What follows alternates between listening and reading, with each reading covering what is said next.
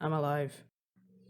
So, back when I was in high school, I did design as a subject, and we had a few choices in what we did on the practical side. Stuff like information design, which was something like designing advertisements and book covers, at least that's how I remembered it. Jewelry, the most dangerous of the choices, with all the drills and tools we were always told our hair could get caught in. And what I did, ceramics. And it was awesome.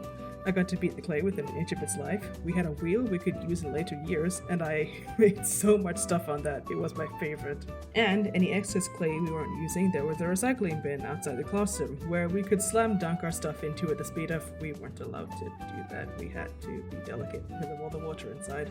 Now, over those years of doing design, I ranked a sizable amount of work, some which vary in quality and usability, but there are still some that I'm really proud of to this day.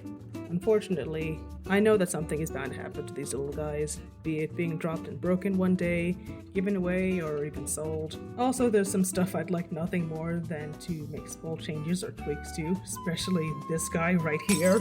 So I decided to use my new art skill, 3D modeling. I mean, like, new in the sense of,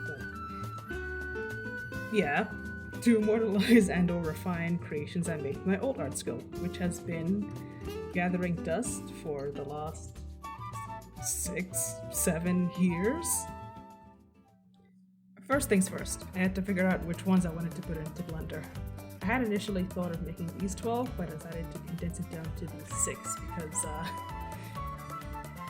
a pencil holder, a container, 2 bowls, a jewelry box, container thing, and a candle holder. Fun fact, the candle holders I made were a few of the pieces that saw some use at the time of me making them. If you know why. So I opened Blender, deleted everything except the default cube, and went to work. I started with modeling each piece, trying to get their bases as accurate as I can, while adding a few things to make certain pieces pop out in ways I couldn't make them before. Like extruding these to make the Tetris look pop out, like the professional modeler I definitely am. I recently found out the easiest way to make curvy bowls, well for me, is just using the curve path and letting Radius do the work. But with the other bowl I just did good old-fashioned cylinder edit mode along with the pencil and jewelry holders.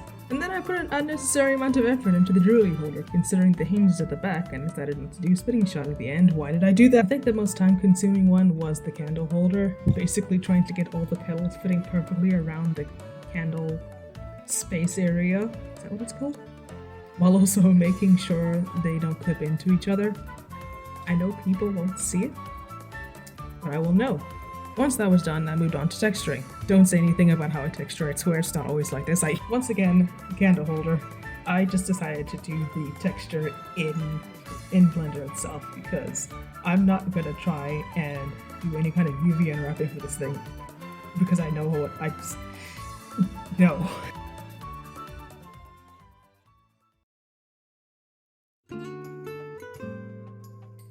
So yeah, looking at everything now, I gotta say, I'm really happy at how most of these turned out.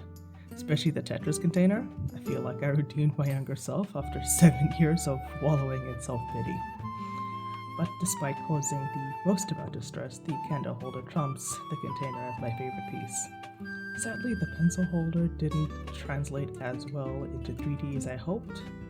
But hey, 5 out of 6 is still a win in my book. I'm pretty sure that's a good passing grade. This was fun. I might do this again with some other pieces one day. For now, I'm just happy to connect to a part of my teenage years that I actually liked, because God knows the rest of high school was terrible.